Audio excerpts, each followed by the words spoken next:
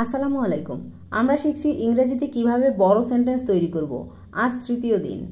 আজকের ক্লাসে শিখব মেইন ভার্বের সাথে আইএনজি যুক্ত করে কিভাবে সেন্টেন্স বড় করা যায়। Let's learn. যখন পরপর দুটি কাজ আমরা একসাথে করব বলতে চাই, যেমন ধরুন বাড়ি যেয়ে ভাত খাবো, গ্রাজুয়েশন কমপ্লিট করে চাকরির জন্য চেষ্টা করব, কাপড় ধোয়ার পরে রান্না করব। ভার্বের সাথে আইএনজি যুক্ত করে এই ধরনের বড় সেন্টেন্সগুলো কিভাবে মেক করব চলুন দেখি।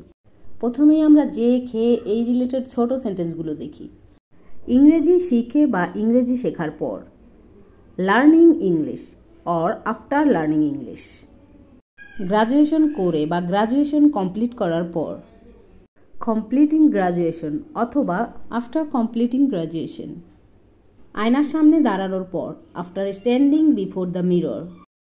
বাড়ি গিয়ে অথবা বাড়ি যাওয়ার পর, গোয়িং টু দ্য হাউস বা আফটার গোয়িং হাউস। স্কুলে গিয়ে বা স্কুলে যাওয়ার পর, going to school or after going to school. এবার দেখব এই সেন্টেন্সগুলোকে আমরা কিভাবে লেন্দি করব। বাড়ি গিয়ে আমি ভাত খাবো। বাড়ি গিয়ে কোনো ভার্বের সাথে ইয়ে বা ইয়া যুক্ত থাকলে আমরা সেই ভার্বের সাথে আইএনজি যুক্ত করে সেন্টেন্সটাকে লেন্দি করতে পারবো।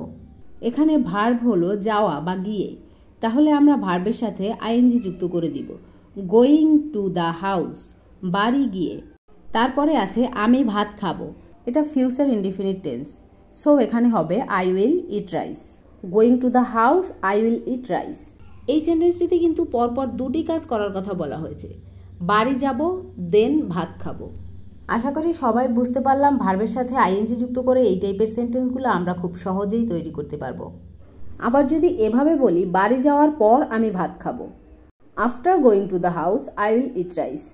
এটাকে আমরা আরও একভাবে বলতে পারি হ্যাভিং ইউজ করে, after having gone to the house I will eat rice. এই টাইপের সেন্টেন্সগুলোকে আমরা এভাবে তিনটি ওয়েতে লেন্দি করতে পারবো। গ্রাজুয়েশন কমপ্লিট করে আমি চাকরির জন্য চেষ্টা করব, completing graduation I will try for a job. আবার যদি বলি গ্রাজুয়েশন কমপ্লিট করার পর আমি চাকরির জন্য চেষ্টা করব, তাহলে লিখতে পারি after completing graduation I will try for a job.